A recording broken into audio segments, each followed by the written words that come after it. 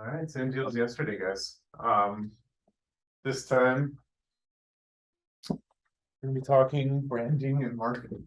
So I know most of you guys are not on the branding marketing, and I'll let you run the talk most of it, but I was gonna give, the overview of how we thought about it in the past, and then Yeah, I was gonna do the same thing. So yeah, I mean the big thing. So we talked yesterday about values of Tellor, and the big thing is how that should lead into branding and marketing, but also like when you're thinking about branding and marketing, you have to realize what space we're in too. So like we've always had the idea of like we want I guess you can think of branding in crypto in two ways. There's like almost different people you can market towards, and that's super important. There is the token holders on one hand, and then there's the people who actually use your protocol on the other hand. And so like there's maybe a third or fourth set about like reporters or something like that, but that's actually just crypto incentives. But mainly it's like who are the users and who are the token holders, and those are the people that you're like sort of creating an image for or going after. We've sort of made the conscious decision that going after token holders for the most part is fleeting and kind of shilly.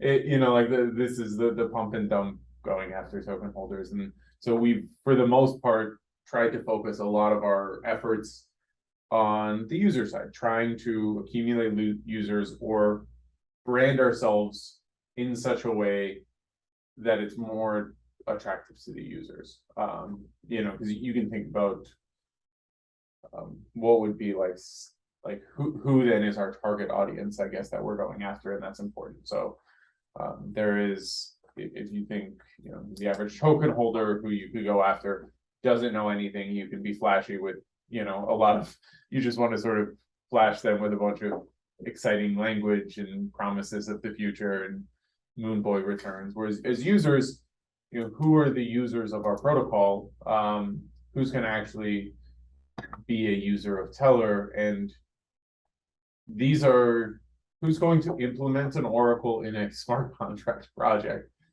and have the decision-making capability in their organization to make that change. So it's probably the CEOs, CTOs, founders of specific DeFi or non-DeFi projects. That's like our target market audience. And these are very technical people. These are very these are people that are obviously in the space, probably full time. They're not.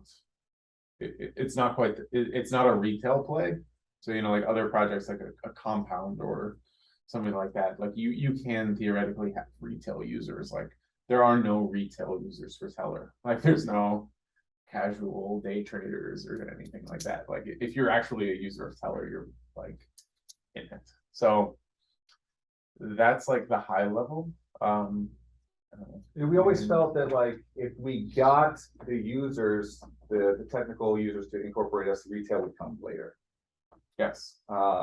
So and just a little bit of color onto what you're saying. Like also as a team, we try to focus on do what you do best or do what our strengths are. And as a team, our strengths were technical.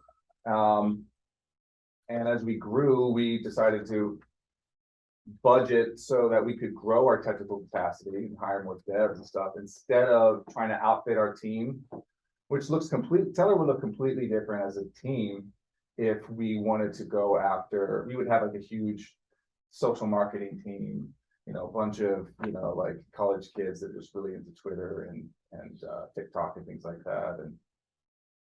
And we would just focus on doing these kind of type of ad campaigns. And it's just a different company. And we just, goes back into like the values of who we want to be as a protocol, but also the values of who we want to be as a company. And, we sort of hashed all this stuff out yesterday, but yeah, we made a conscious effort to like pick a direction and stick to it. And that has created challenges and a learning curve. And we've evolved you know, over the last 3 years now in terms of how we try to play in that realm. And, you know, I thought maybe, you know, I guess we could sort of look at, Would you want to do brand or marketing first? well, I mean, how, so yeah, we could, Well, I mean, like, what do you think of, I guess that would be a good question. What do you guys think of when you think of Tellor's brand? Like the image as a company, because like we all have images of like, if you think about Uniswap, you think about something, or if you think about Ethereum, you think, you know, like, where does Tellor fit on these scales? I mean, because yeah, because I mean, like, there's obviously like, you don't, in the space, like people associate projects together. You know, like I don't want to be a shitcoin. Like you can think you all know there are shitcoins out there, and like, well, think about, use like Ethereum, these are layer ones, I know, but I think if you think about what you think about when you think of Ethereum versus Solana, right? like what images pop in your head, what people pop up in your head, you know, like Solana, I think of VCs, I think of like a lot of new token projects that are launching and shilling and raising money, and Or like a Harmony or something like Right. that. Like these are ones like, do we want to look like, have that image in mind? in Ethereum, I feel like I think about, yeah, you think about this like no one runs it kind of thing, and it takes forever for them to like come out with these 2.0, but like in a way that's also kind of cool. But I also think of like, there's this fun element to Ethereum, like this dorky developer, Vitalik doing a goofy dance on stage, the unicorns and the art style they have, like there is this sort of like, there is this culture to Ethereum, But I it's think hard to like, articulate. and I think that's an important thing too. Like most of the bad projects go away. Like the shilly token ones, they probably make the founders a boatload of money. But you know, like the ones from 2017, like the Denta coins or the EOSs of the world are basically gone. You know, and that's like we wanted to build something more lasting, so that was part of it. But yeah, I mean, Tally, what do you think of when you think of a Teller? Where do we fall in? Sometimes I think we can be a little vanilla. Tally is the representative, but that Gen Z on the could be team. my perspective, just being like really young. But You I could be a think little bit more what? Vanilla, he said. we have a lot of eccentricities that don't show off like at a more external layer. Like sometimes I think we could be a little. I think we could be a little more creative with like branding material. I mean, like just swag and stuff. Shirts that just say Teller or don't really show off, don't communicate the fact that like we have guitars hanging in our office. No, I agree. I think we should, it'd be, I don't know, we can be unstructured in this conversation because we don't really have a structure, but let's, I wanna like leave a ton of room for where we can talk about what we could do better that still fits in our values. We could just, really, this whole conversation could be that, and that would be really amazing, but let's not jump into it. Yeah, let's talk about what we've done so far. Things that we have tried, ways that we have expressed ourselves or messaged. And sort of, that's, in your experience, that's been vanilla. It's been like a little bit more, I guess, plain. Yeah. The two guitars make us unique, Tally. I know, so now we're gonna go off like that. That's true. Yeah, and I think that's something that is could be really like not evangelized, but like at least externalized and communicated to others. So just to go back on what we are doing and have done, it's been more like, I think another piece is that like I think a lot of really cool branding in the space is like very colorful and like really wants to communicate eccentricities. I think like a really good example is like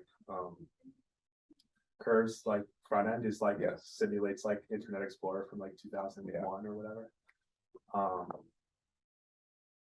I'm not saying the front end is really like the place to like play around.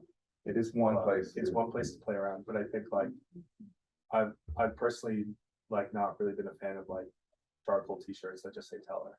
Right. I think there's more we could say like on a t-shirt, for example. Yes. Yeah. Cool. How are those TikToks going? And TikTok is hard. Yeah, I'm anti-TikTok I'm on also a spiritual level. I removed it from my phone because I think that they were spying on me. So They are. And there's, There's It's funny. You're still being spied on, okay? Just because you removed.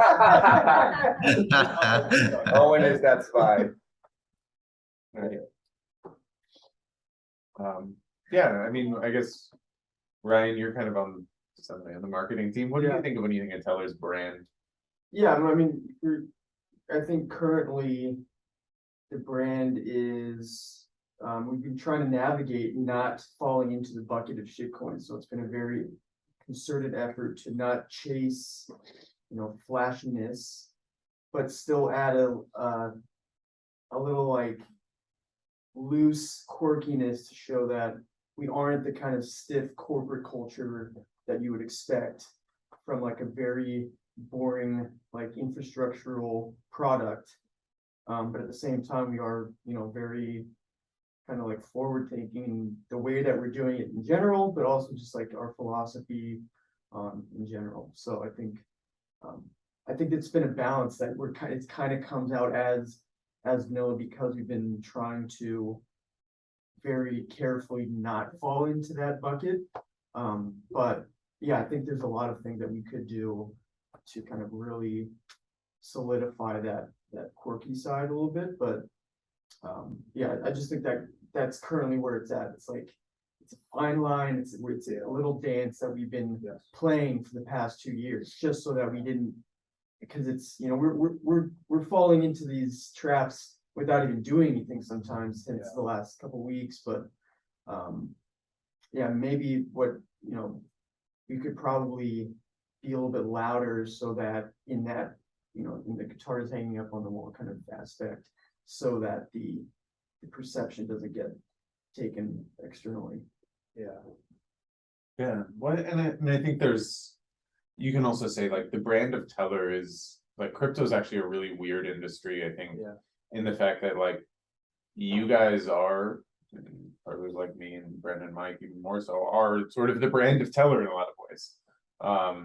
So like you can actually have a brand for our website, for our docs, the image there, and then you can have a separate brand for the t-shirts. You can have, same with like the things our Teller account should be tweeting can be vanilla and probably should be vanilla, but the things that, like, because like when you think of like, a lot of projects, like even Rye, for instance, like Rye is a good one, like they like Stefan's probably relatively vanilla.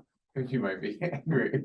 He probably would have admitted himself, but then like who's the biggest promoter of Rye on Twitter? And it's like a meme, who shit talks with memes and posts porn every other time. So like it's like there's like you can have, but you wouldn't say porn is Rye's brand. You would not say porn is Rye's brand. It's just like the supporters of it become louder, and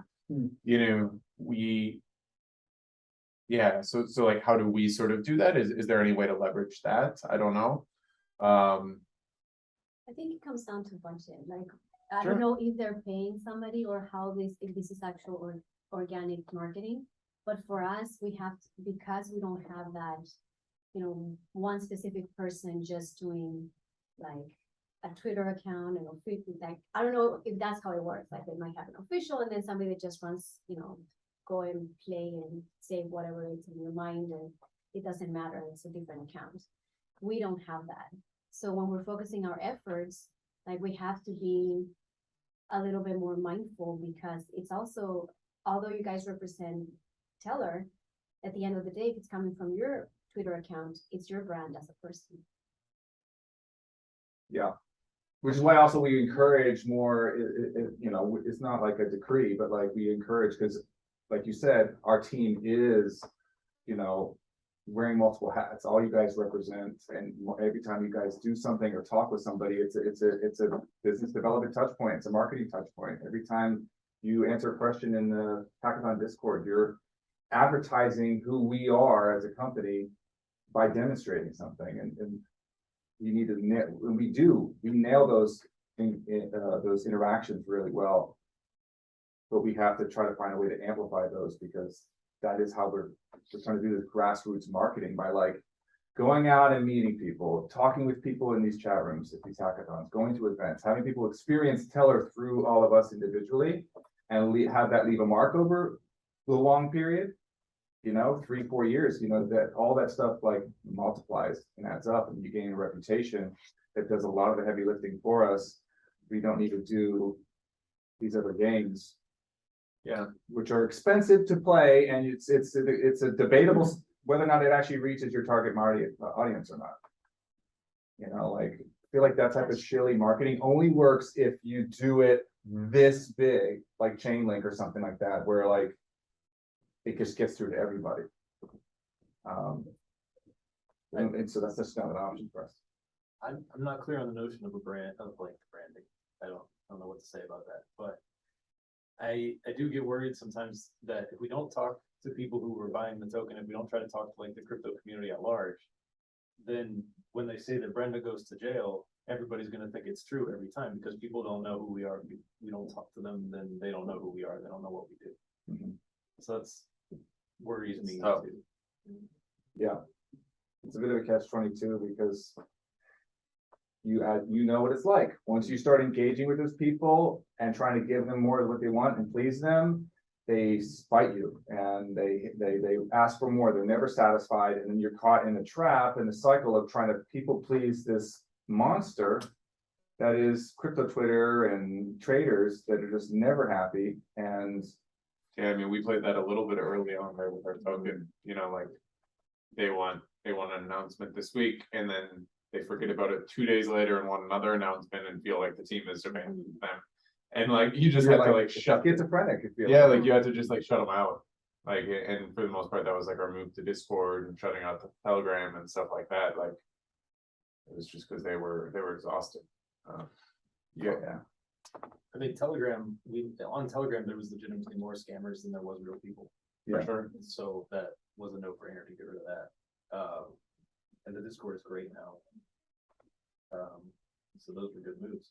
What do you think we could have done better, let's say, with this thing? Because honestly, This most we recent could- event? Yeah, with this most recent event, like we definitely could have done it better.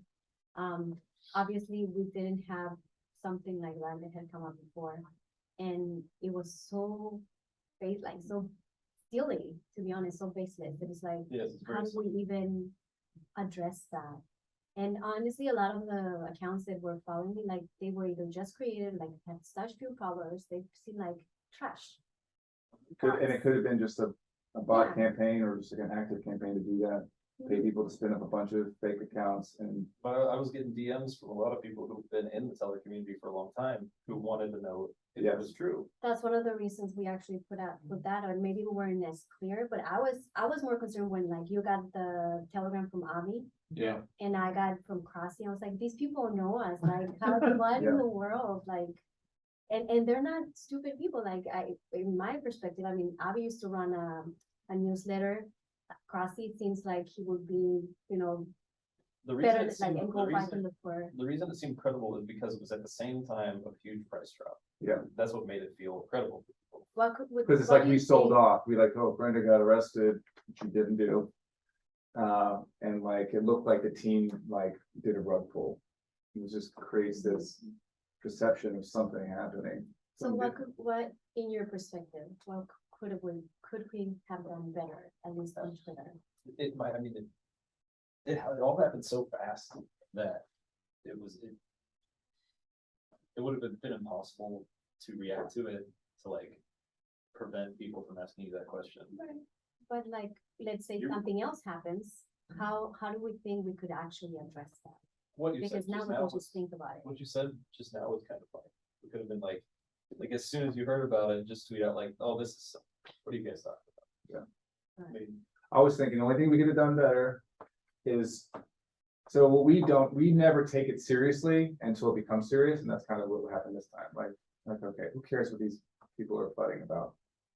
But we've learned now that it can reach into our actual community and our actual users. And so I think maybe just if something like this happens again, just addressing it right away. it's louder than us.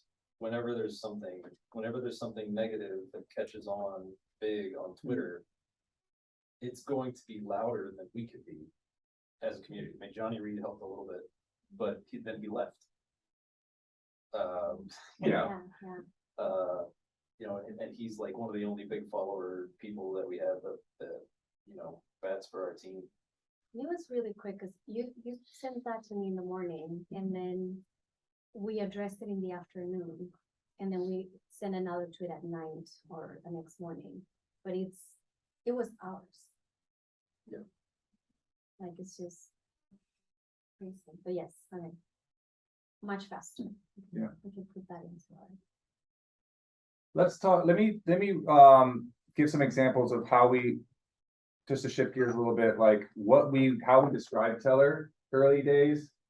And then kind of how we describe Tellor around the Tellor X time frame, kind of how we talk about Tellor more recently, and then see if there's any new insight on like how we could differentiate ourselves in sort of in the space that sort of fits.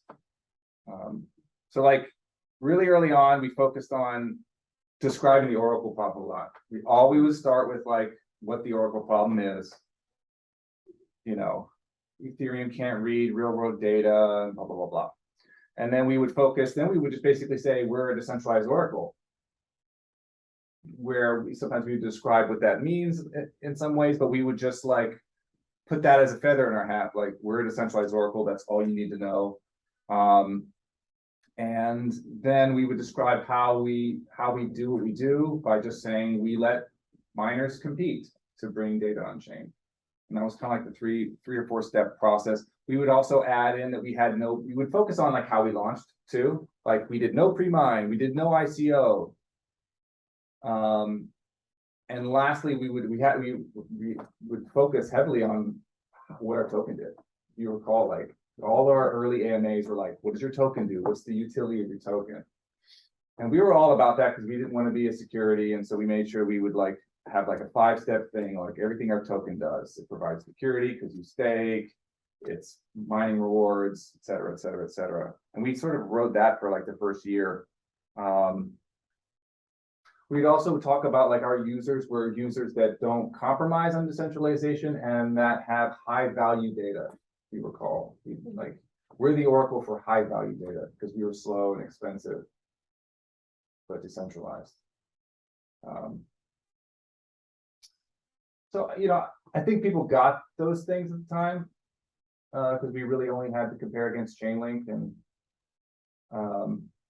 I think some of those points still are really valuable, like not having a pre-mine and ICO still like that affects how our token is The new distributed. space doesn't care as much though. Yeah, but still it's worth mentioning because we've seen like it doesn't matter if you're a DAO, if you pre-mined all these tokens to 3 PCs. Yeah, but I mean, like people who got in the space in 2020 don't even know what a pre-mine is. And I think, Right. I think the fact that That's old language. it meant a lot. Yeah. It meant a lot when we launched recently, and people could like think, oh, I'm gonna buy this and it's gonna go up a lot because they just launched, but we didn't just launch now. Right. So now it's more important to talk about who we are than it is, I think, to talk about how we Yeah. are. Well, and I think now like the narrative is sort of switched. Like, you know, we've always had this thing like, what do users actually care about? And you have this hope that they actually care about the decentralization, and we're building that in, but in a lot of ways they don't. You know, maybe they will start to, and that's always like the dream. But you know, like why have people come to us recently to do it? It's like we've been talking like the flexibility of Tellor a little bit more. Yep, like you can launch us on any chain by yourself, you can do any data, and you don't have to wait for an approval from the Chainlink gods to get it up and running. And so like that's been working, and you know, I think we lean into that. right, leaning into that now more. I think that's, you know, something we can talk to with like the vision piece too tomorrow, but it's like you have you know, the space is almost just getting bigger and more confusing with all these chains and all this kind of data coming out. So like being able to be flexible is going to be really, really important, and like not controlling it. So Yeah, and we used to also, you know, talk about how secure we were, and for a period of time we tried to say we were unstoppable, and but people don't care. We leaned really heavily on decentralized. Yeah, those words just became kind of like in a world where everything's fast and cheap. You know, like if everybody's fast and cheap, no, you don't even listen to those words anymore. You wanna know, okay, well, what else are you? Right, like whenever you hear, like, what's a new L2, like, well, of course it has, Yeah, I mean, no 1 one- and 2 second block times. No one It's asks fast about enough. those things anymore. Right, So like, no one cares if they hear decentralized, secure and all that stuff. They wanna know, okay, well, what else is different? And, yeah, and we started recently focusing more on like. Yeah, we still do talk about how permissionless and transparent we are. Those are some new words that we've been using. The transparent, the permissionless, anybody can join. I still think that has a place for us. well, yeah, I mean, you want people to know, like, why are we using, well, we don't have an admin key, we can't, Yes. we can't rug you or censor you. Yeah. Like, you want people to get that, and like, Yeah, so. that should be the minimum bar. I remember at 8 Denver that people really latched on to this thing where we're like much more of a Web3 style Oracle like setup. You know, when you think of what that means versus a Web2 approach or like a traditional business service approach, which is some of our competitors are more on that route. Just I think cringe at the language of like a Web3 or. I know, but it works. I do too, and that's why we don't use it in our like I outward know. thing, but in conversations, people really, they're like, okay, this is more like using Uniswap or like these kind of things where. Yeah, and so, I think you mentioned dev relations and things like that. I think these are areas where we could start like, developing who we are as, the experience of using Tellor. And talking about that because it's a different experience using Tellor than it is other oracles.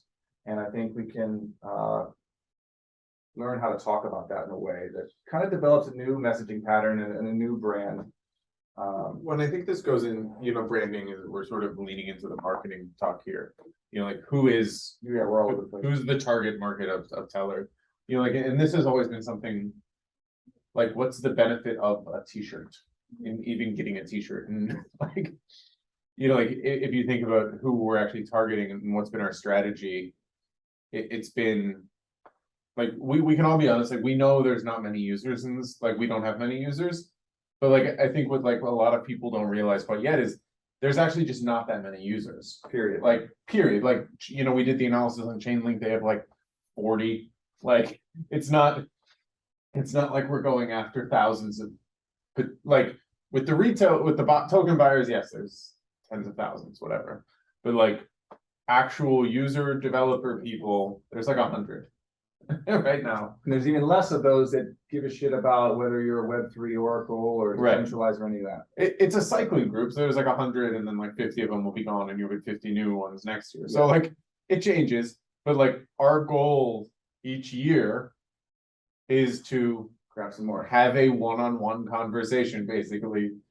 That's kind of what we once we realize like they're worth that many, it's like, how can you go talk to these people? How can we get in front of them? That's why, like, yeah, it's a lot of work to have Spuddy sit in Discords.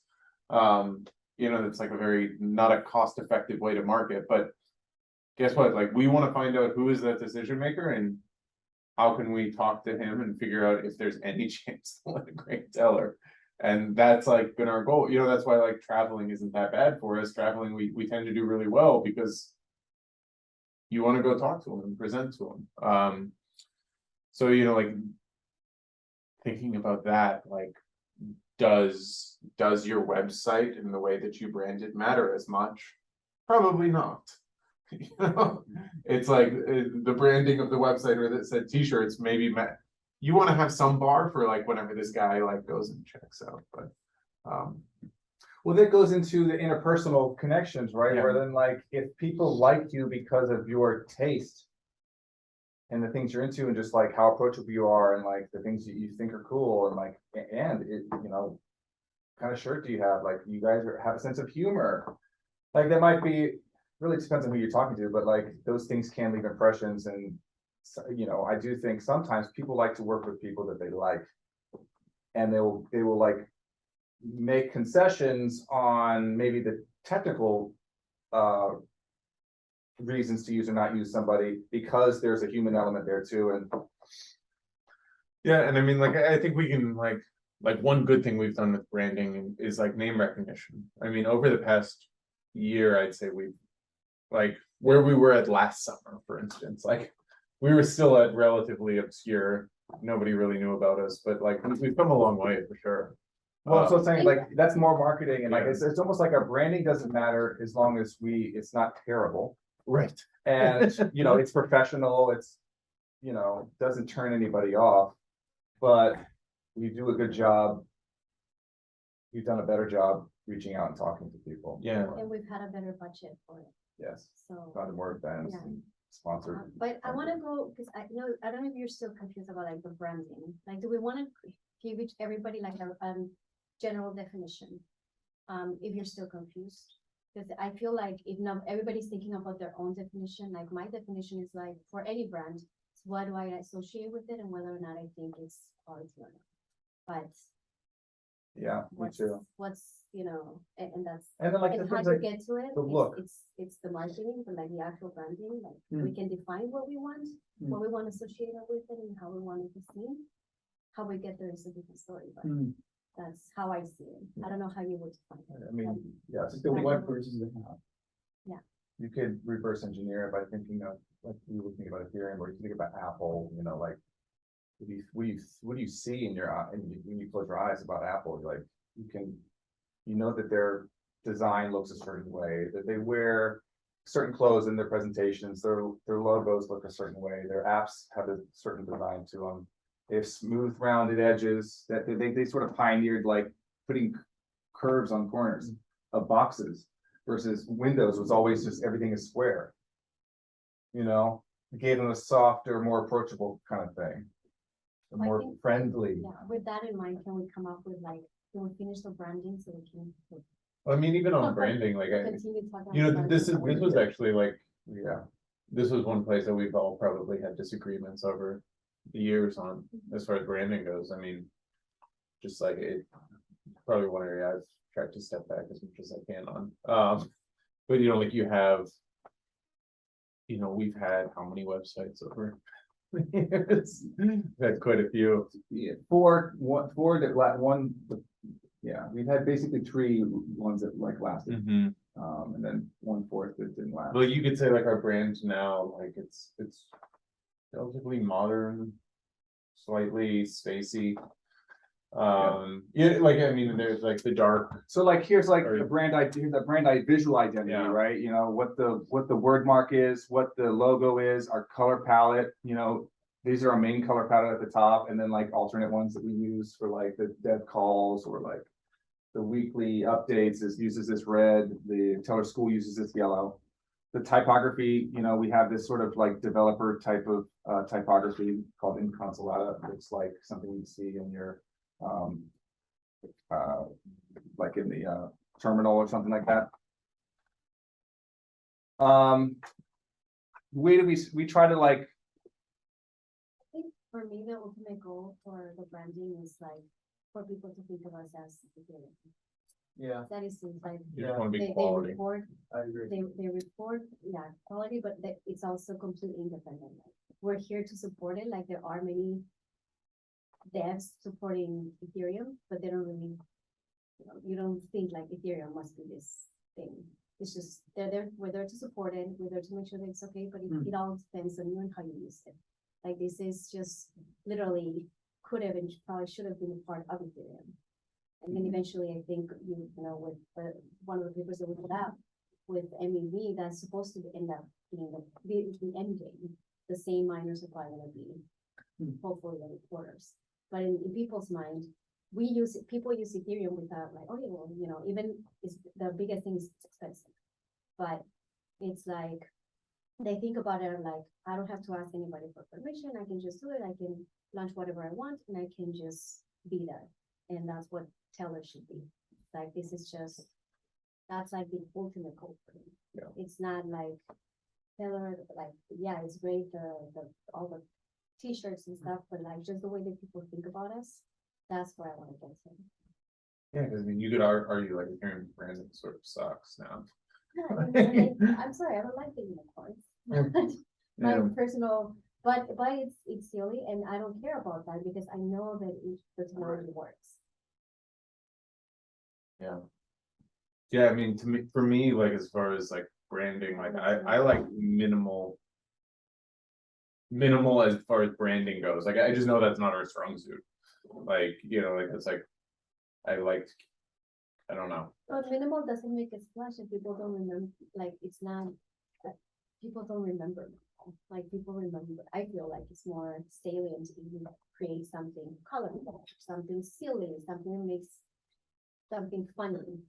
I mean, I'm not a fan of the whole, and I know where it's going to with the hats, but you know what? I think it'll make an impact. I think if people will remember. I mean, that's what we're trying to And do. they'll It's laugh like, about it.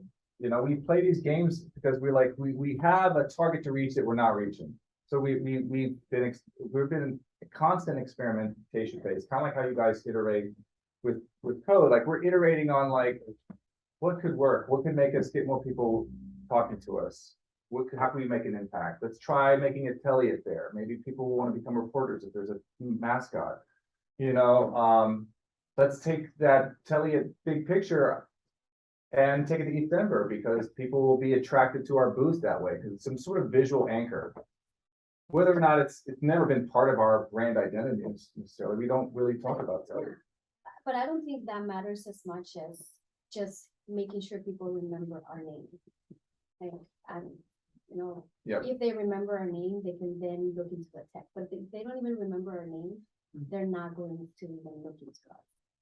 And, you know, I mean, for the people that travel, like, I know, like, if we're wearing the t-shirt, maybe like they've known us from a while, but it's nice to see like when people actually remember or recognize, but like, it's. Yeah, and that might not have nothing to do with the brand. It Yeah. might have everything to do with the fact that they met X, Y, and Z person. They saw something that someone said on Twitter, and They don't even know what an oracle does. right. That's, when I was wearing the Tellor shirt at the NFC the league event, they remembered Nick's talk. They remembered that I was there too. I was wearing a Tellor shirt. They didn't know what Tellor did. And they didn't. Which is fine. Which is one reason why, though, like sometimes having a plain shirt that just says Tellor, like at least it gives them our name to remember, and it's the easiest thing to remember. But it's also boring, you know, like it's not necessarily an exciting shirt to take It home. doesn't create any emotion, like, Doesn't. like maybe the hat will, you know, it will be funny, or. Yeah. If you, anything that creates emotion is more salient than something that doesn't. Does Ethereum create emotion for them? For me, no, but it's so old, like seriously, like it's the old, it was Bitcoin or Ethereum for a very long time, It's so exciting. there's really no. Ethereum is really exciting. But I Yes. think it makes you, at least for newcomers, it definitely makes it sort of stand up, because it's so off the wall, I think. But I don't think it's necessary for the people that are actually already in the space, like, because we already know that it works, because everybody's actually using it as a benchmark. And they could literally probably do anything with the branding, and people will still use it for the tech. Yeah, That's why, you know. So let me put a period on the branding side of this conversation. Where we landed to like describe, I think what we're all talking about, we actually sort of came up with like these three words that we did back when the other Sean was working with us, which I think kind of captures a lot of this. But we wanted to focus on being factual, like, and this is like the tone, our tone of voice and what we write, and even our visual tone of voice.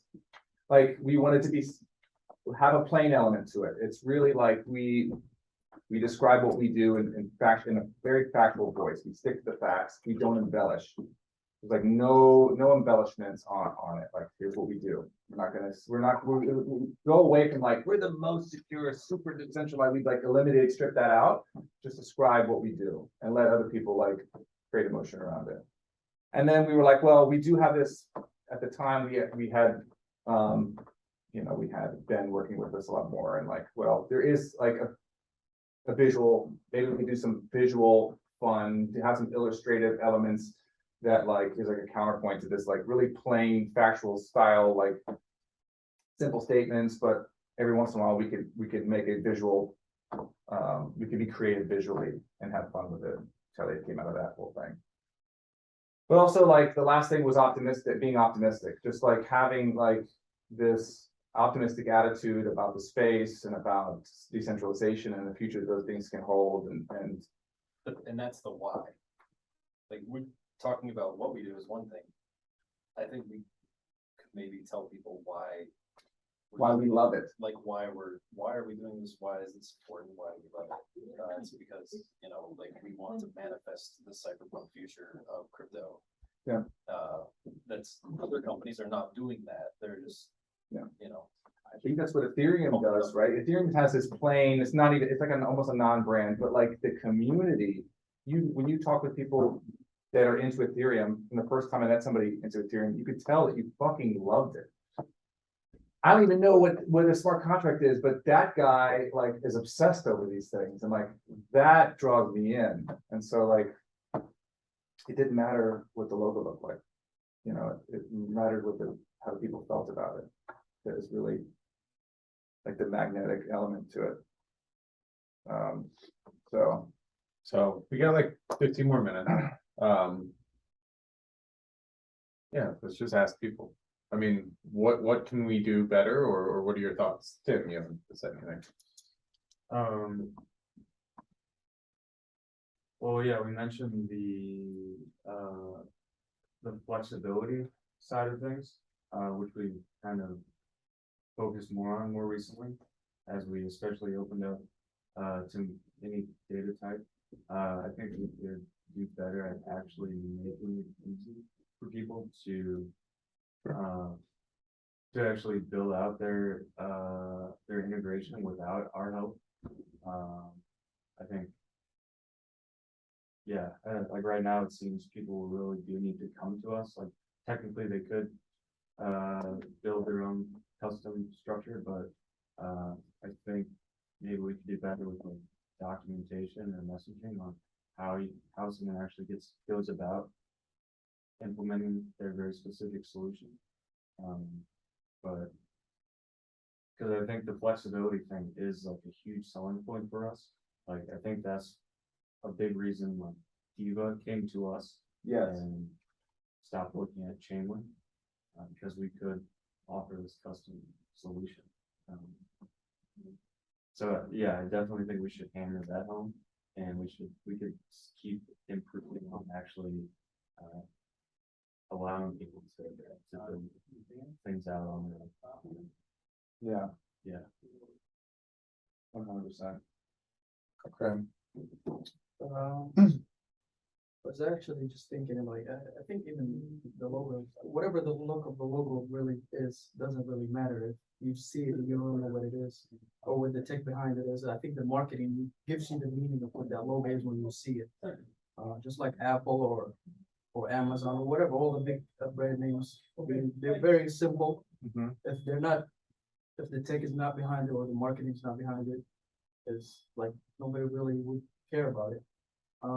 I guess the messaging is probably something I should probably attribute more of.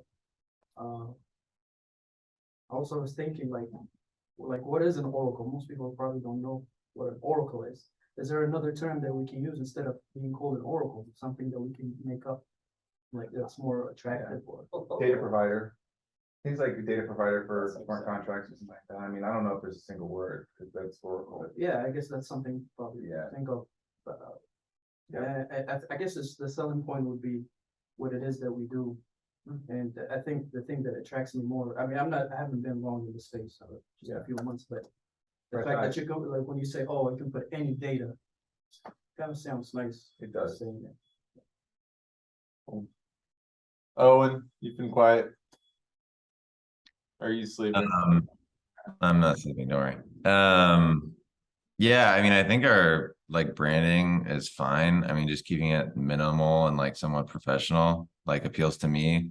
I'm more into what Tally was mentioning yesterday about like on our marketing side, just doing more like we host basically like learning, you know, like, okay, like I'm starting this project.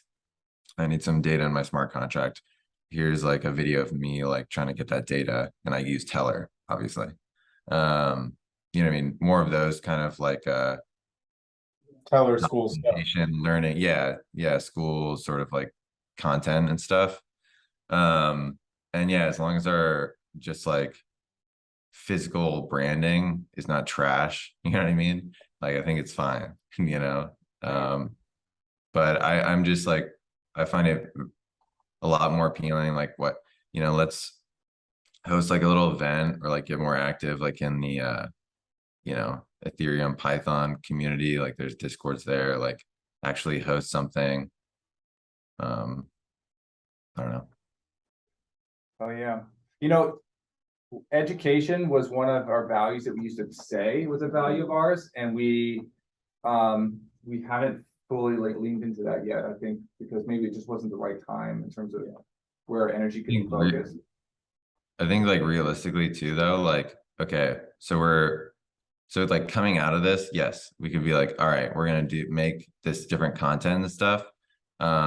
We can make that content, pretty easily for WAG5 for like what Tim is doing with the dollar auction. You can come up with like a bunch of other little projects to do this with.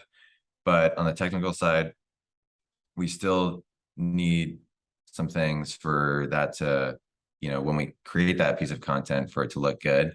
Like we do not yet have a fleet of reporters that report for any of our supported data types, which is technically any kind of data, but we still don't have that yet. But I still think making all those pieces of educational content is going to help iron out the technical side anyway, and just like expose essentially like the part where people come to Tellor and they try to integrate Tellor and then they fall off at some point. Nick and like others are always asking like, okay, at what point that is. The more of those pieces of community content that we make, like if each person like does one of those, it's gonna show us like where our weak points are. And yeah, I remember feeling that way with Tally when we were working on your workshop. Like that sort of unveiled kind of So many kinks. and like where we're actually at now and what we need to iron up. Yeah. It was cool. We're keeping working on it. Yeah, Yeah. this is And where the bulk of the work is like nailing down how Tellor works, so that we can tell people how to do it. Yes. We're still working on that. Right. We're doing it. Yeah, I no, think we're doing- everybody's doing great. It just, yeah. Yeah, That's why it It is the work. yes, and so it presents a challenge when it comes to the type of marketing we want to do. It's almost like we're not quite ready to really be able to do it really well yet. We're like in this limbo, and so. yeah, well, anybody, I think a good way to wrap up would just be, send us some ideas, guys. Like everybody has good ideas here. If you guys got an idea, we may or may not do it, but branding or Everybody's on the branding and marketing team who's here. Yeah. There is no branding. and if marketing you team. have a fun Yeah. Twitter idea, if you have a fun video that you think would be useful and we're missing, tell us and we can work on it and make it. We can set aside some time over the next month. One thing I want to add, just that is part of all this, that I think is something that we are doing better, and it's going to be important for us to like finalize this stuff, is because of your deep dives. One thing when it comes to how we are different from other oracles, it's always been this vague, we're more decentralized than them. It's this vague concept that like it's too high level, and from a developer, like our target audience, like it's not really answering their questions, like what's really different for like how I'm going to experience using this oracle. And through that deep dive, there's a lot, I think there's stuff that we can mine out of that in terms of really explaining like how it's different in brass tacks using Tellor versus using a Uniswap or using UMA. And I think like deep dives, but you integrate each one. yes, and yes, I've always like yes, if we could like I built let's say you have a little project that you built that's going to use Tellor. Well, also have that little project integrate UMA, integrate Uniswap, and then like just see, practically speaking, what the difference was. Yeah, that's interesting. Then I think from that we'll get even a more clear picture of where we stand, and that'll be hopefully a powerful place to end up. And one thing, I'm sorry, the last. The last One last thing.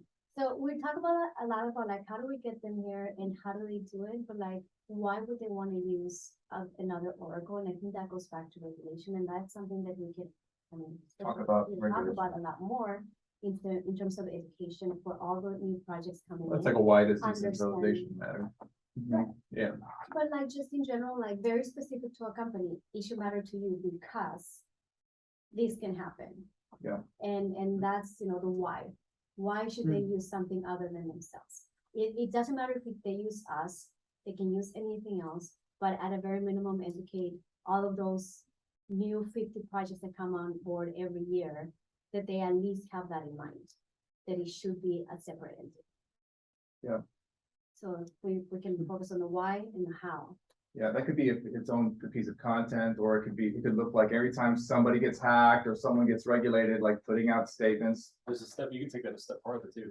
You don't want to be the source of your own data because that looks bad, but you also don't want to use like any one company either, If they could, because then that one company can be censored.